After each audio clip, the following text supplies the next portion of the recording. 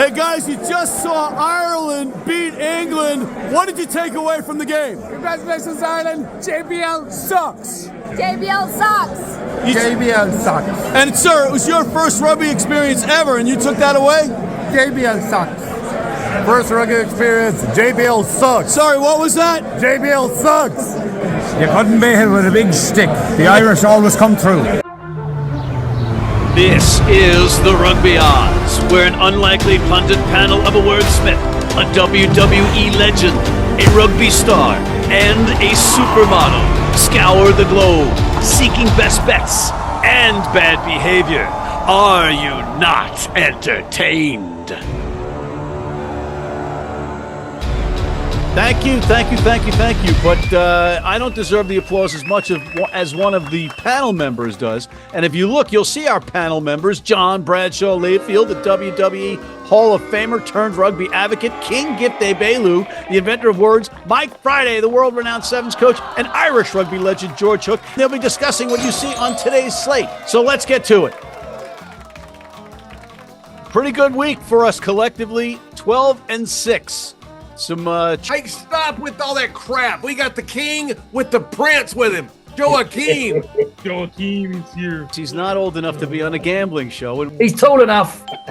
We're just trying to ignore him so that we don't get in trouble. Anyway, we were 12-6 collectively, and we have to say, all hail the king. King Gift Egbelu was a perfect 4-0. Yeah.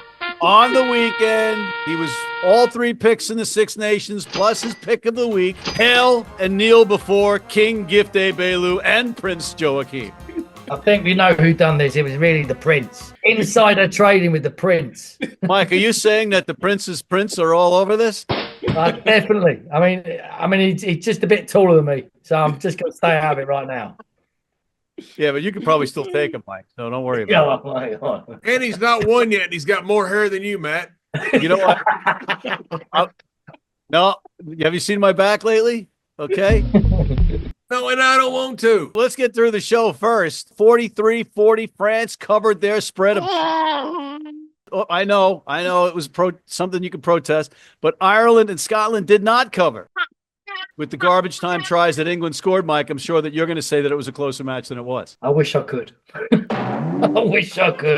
Marcus Smith going out for the sin bin did not help England's chances at all. No, that was it wasn't the Mary Celeste, if I'm honest with you. But I think, like I said, fair play, they stuck at it for 30, 40 minutes, but they ran out of juice. And then the Irish just calm, cool, collected. Tadburn, he did a job, and then Dan Sheehan came on, and then the machine just did a job. Sheehan leading all Super Brew hookers in the fantasy pool points, yet coming in the second half. Remarkable game for him, and still a remarkable story. We'll get to that later. John, you made some changes after the show that won you some money. Yeah, I sat there and watched the national anthem. When I saw Maro Itoje singing the national anthem, I doubled my money on England.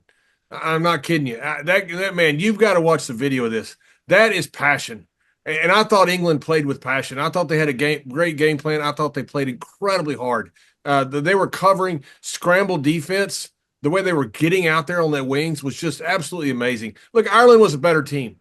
And the referee was horrible. The referee was horrible. Referee was horrible. I didn't say they cost the game. You're the one that's always, the referee cost my game to my beloved Ireland because I'm Irish. And That's fake Irish news right there. I always say that the ref. I said the referee was horrible. I didn't say he was one-sided. I said he was horrible. How about the fact that Itoje wears a scrum cap and you make fun of everybody else that wears one, but you don't make fun of him? Itoje's a man. Oh, your hypocrisy knows no bounds. Gift, what did you take away from the weekend?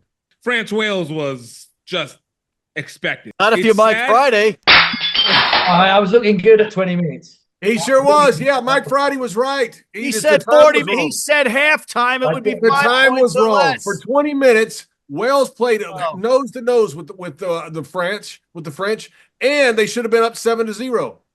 Okay, let's play 20s. Mike Friday was right. You know, it's look. Detail. That's detail, Matt.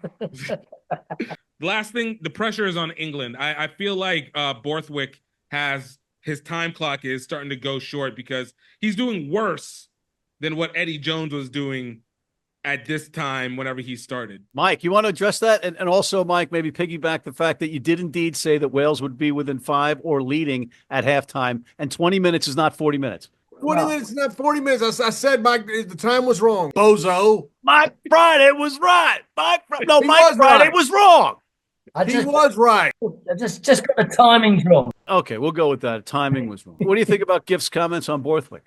I think he's right about they're under the pump coming into this France game just because of the nature of the fact that we're at home. The Six Nations is all pressure, and I think they're up against it. They need a massive performance, and I think it's probably the worst team that they can be facing because that French pack is big, but the French back line is ridiculous. Yeah, so if you're the head coach, if you're Fabien Galtier of France, and Ntamack takes that really dumb penalty. Yeah, well, it was a revenge mission. He'd been taken out a couple of times himself, and he took the shot. He didn't need to.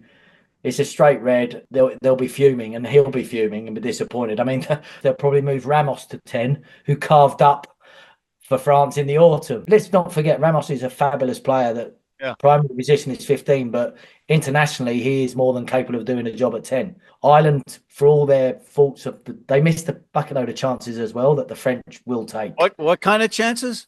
A bucket load. Oh, I thought a good old-fashioned bucket load. Prince Joachim here, Mike. You have to watch that, okay? Yeah, no, he did give me the little side eye there just to double-check what I said. I saw him. But on the other side of the coin, the back line is now an issue because Murley's out for England. I thought Murley, for all the faults he got on the two errors, as a debut, he scored one, he assisted. I thought he was decent, and it would have been a good matchup against Penno. All right, guys, we have to move along. We're going to go to one factor that I wanted to put in there that I didn't think about is what happens with that Netflix doc, Six Nations Full Contact. I feel like there's a little bit of a psychological element of watching everything that happened from the year prior. Players are watching that. There's no player that truly didn't watch that because everybody wants to see themselves. I'm sure there's one or two nuts that haven't watched it, but you're right. On the whole, I bet everybody watched it. You had to put a caveat on it. There's got to be one. That's what I do as the host. Just say the king is right, shut up, and go to break. John's mic is now muted for the first time in the show. It'll probably be the first time of many, but we have to move along to our Six Nations Player of the Week. The nominees are Scotland's Hugh Jones, the number 13, who looks like Rick Astley's son, was terrific, getting the hat trick versus Italy. He's also the Six Nations leading point scorer after round 1 with 15. Oh, and there he is again, Antoine Dupont, the French number 9, who did more in 60 minutes than the other 9s do in 160 minutes. You could pretty much give this guy the award every single week and nobody would argue, but that's boring. And James Lowe, the Irish Kiwi winger, was physical on the offensive and defensive side of the ball and explosive as well. John, who's your player of the week? Hugh Jones. Scotland needed a little help because Finn Russell did not play up to his normal standard. He played good, but he was not great like Finn Russell normally is. Just a little bit off. And Hugh Jones filled that role. Give me Hugh Jones. Gift. A lot of this probably goes to Antoine Dupont just having an easy game, but it was against Wales. So I don't put a lot of weight on that. I'm going to actually give this one to James Lowe. Closer game. The dude's a closer. And I'm glad we're finally someone's giving him his credit where it's due, even if he's Irish. You're welcome. Mike. I'm never mind. Let me give it to Antoine. I can't give it to the French. I can't. I'm sorry. It's like being from Texas, like seeing Oklahoma versus Oklahoma State. You hope they both lose and everybody's miserable. That's what happens when like Ireland plays France. Like, I hope they both lose. Mike. I'm going to be proper boring because in 40 minutes, he was outstanding. And when it was really close at 20 minutes, as it was between Wales and France, this man unlocked it with everything. And 3 quick tries and it was done and dusted. And then he was off just after half time for a cup of tea and his feet up. Antoine Dupont, hands down, game changer. Anything to do with the fact that you're a fellow number 9? Oh, I'm not saying that the shorter people appeal to me, but don't forget this boy's got a neck like a cow. Yes. You're gonna break the tie. No, I'm gonna create a tie. I'm creating a tie. I'm going with Hugh Jones. He's got 2 votes. The gift went James Lowe. That's right. Well, we don't have a tie? Oh, okay. We don't have a tie. So it is Hugh Jones is the Six Nations Player of the Week. Oh, my goodness. What is going on with your? I know Buffalo's not the greatest university, but my goodness, This is the worst show ever. We've got a king and a legendary coach on the worst rugby show ever. On that note, we're going to take a quick break and come back with you guys after George Hook after this break. How you doing? I'm Jim Hamilton. I'm at the Pig and Whistle. I'm at the famous Pig and Whistle. Look, I've got my rucksack on. I'm a well-known man around the world as one of the best rugby players to have ever played the game. No, I'm not.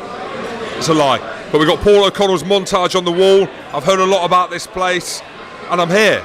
Make sure, though, that you come here, but you also tune in to Rugby Wrap-Up.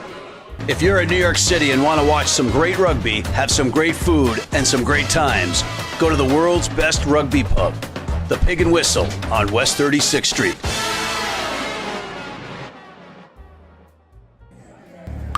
And we're back, and once again, we're welcoming in Mr. George Hook. George, how are you? Yeah, good to go. I mean, obviously, the Six Nations has started, so it always gives you a lift, you know, it really does. It gives all Irish people, and in fact, all the countries involved, a lift. And you had to be pleased about the results? Yeah, of course. I mean, like, if we beat England at anything, if we beat them at pitch and toss, we'd be happy. Okay, I understand that. But, George, I want to go back to something you said last week. Your predictions were that Ireland would win this championship specifically based on a victory over England. But you kind of dismissed France there. And this is before we get into our recurring segment with you. No, I didn't dismiss France. How can you dismiss France? But one thing we've discovered over 150 years of rugby is that home advantage means a lot. I think we can beat France at home.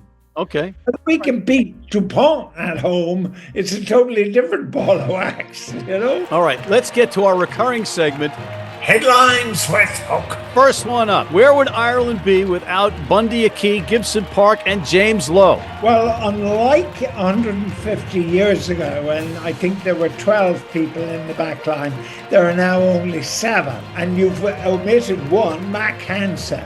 So 4 of the 7 are Kiwis, right? I object, right? And I would be happy to lose without any Kiwis. 3 Kiwis and an Aussie. This is not about Kiwis. This is about South Africans, Scots, anybody. Once upon a time, to play for Ireland, you had to be born in Ireland or your parents had to be born in Ireland. And that was the same for every country. I could go on my holidays tomorrow to France and ergo, I'm eligible. It's just rugby tourism. I'm not happy about it at all. All right, fair enough. But that segues, speaking of Kiwis, we've got Artie Savea, 94-time All Black, is now going to be the captain of Moana Pasifika in Super Rugby. Mean anything to you? Well, I can't pronounce it quite as well as you can, but it doesn't really matter. The interesting thing for me is the coach is Ntmack, which also I think is quite interesting. The problem is Savea is still good and all as he is. He's still one player. And we don't really know what the other 14 are like. So until they take the field and play a match, we're not going to be able to make a decision. But I'm thrilled for him personally. Like it's super.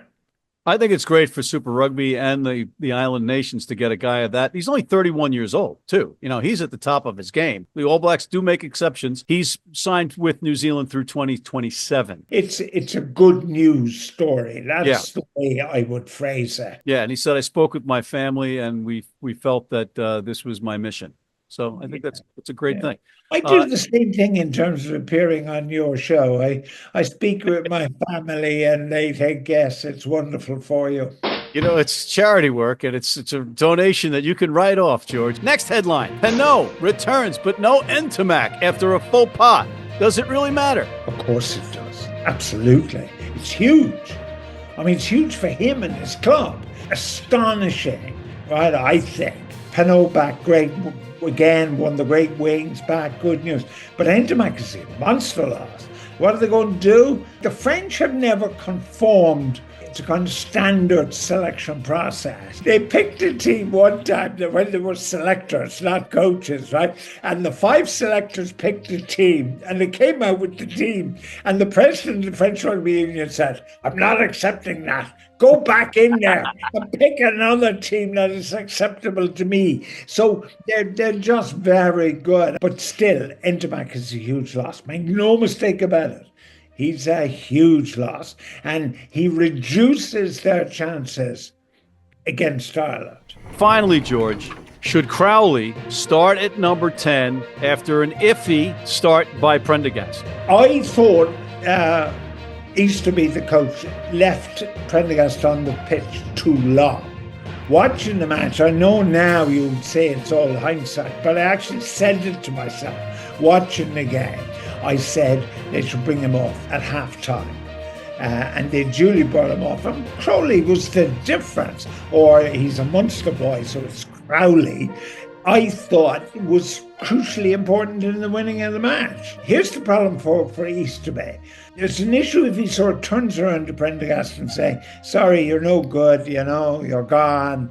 The damage to the guy's confidence and self-esteem and all that sort of stuff. But I think he has to make the call. I think he has to pick Crowley. And there we are, George. We're done with our recurring segment, Headlines with Hook. Thank you, George Hook. Thank you for having me.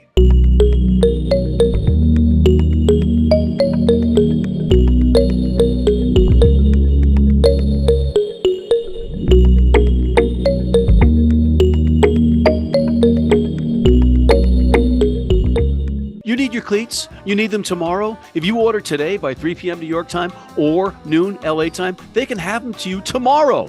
Young, old, male, female, if you're playing on turf, if you're playing on grass, if you're playing in the rain, you're playing in the heat, they've got you covered. RugbyNow.com. Go there now. And we're back. Always great catching up with George, but fellas, we still have some work to do, including Gift's favorite segment, Grown Ass Man. The nominees are Emmanuel Meafu, just Manny being Manny, a monster amongst French pack monsters. He's just a mountain on roller skates. Jack Morgan, the Welsh captain, he was Rocky Balboa fighting Creed, Drago, and Clubber T. Lang all at the same time. He was also the 3rd highest points getter for back row players in Super Brew fantasy play. And it's deja vu all over again with Leinster's hooker and Mike Friday nominated again, Dan Sheehan, who came off the bench to lead all hookers in the aforementioned Super Brew fantasy point system. Didn't Rocky win some of those fights? Not if he was fighting all of them at the same time. They lost by 100 points, and you compare it to Rocky versus Drago, where he goes into Moscow and he unites a country by fighting so bravely and fiercely. He didn't even spar for that fight. He was running in the snow. He was pulling sleds. And you're comparing that to losing by 100 points? He climbed mountains in deep snow. You're adding to my point. Yeah, so there's no points to be made here. Just pick your grown-ass man.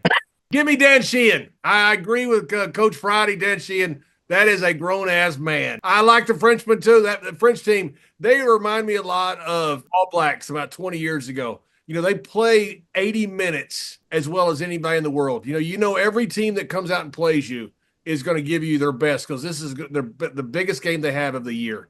And that is France right now. They are just unbelievable. But give me Dan Sheehan. All right, Gift. Yeah, look, man, I'm going to go with the same. Dan Sheehan. Look, one, always give it to the Pack. Pack's doing the work. Sheehan absolutely killing it again. All right, Mike. Jack Morgan, 50% of possession Wales had. In reality, they didn't play that poorly considering their roster. Jack Morgan, come on, Mike. Yeah, I mean, he's got a big stake on it. Jack Morgan, he was unbelievable, but ultimately he got his ass kicked. So I am going to have to go with my man Dan Sheehan. Let's not forget he's only been back. He's 6 months back from an ACL. He only played 40 minutes last week for Leinster. Come off and did a job and scored. And he's come off the bench and changed the game for Ireland and taken control and got the decisive score against England to win the Test match.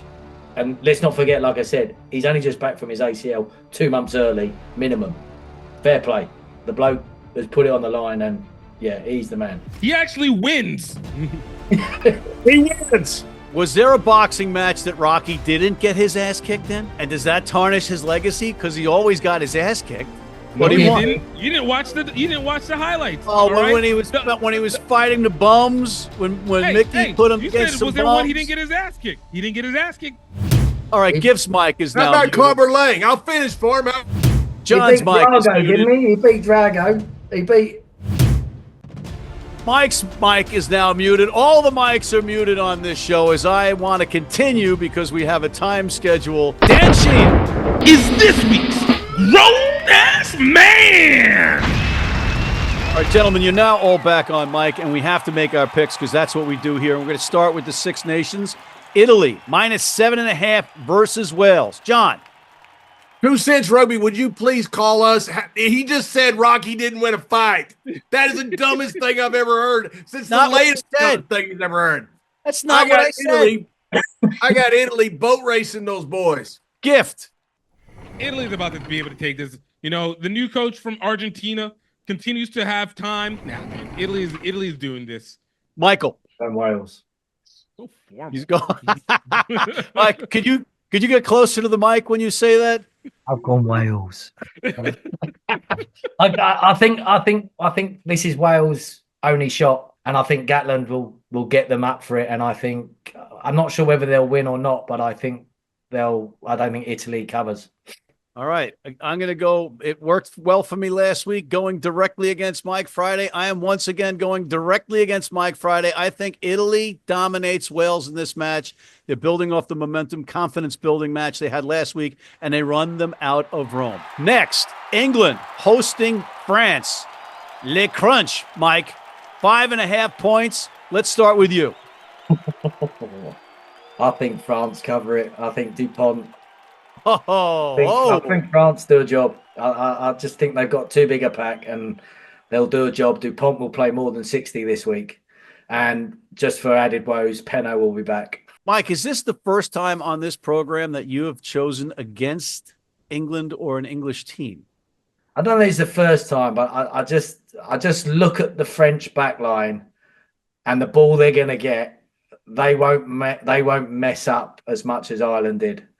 I mean, the firepower they've got is ridiculous. John. England surprised Ireland, I believe, with the blitz defense. I don't think they're going to surprise France, and I think I'm with Mike. I can't believe this line is so short. I think England's going to play a big game, but I've got France to cover this.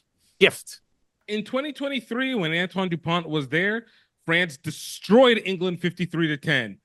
In 2024, when Dupont was not there, they kept it close and still won 33-31. So what you're saying is there's a correlation here. I'm saying nothing. I'm just looking at the numbers.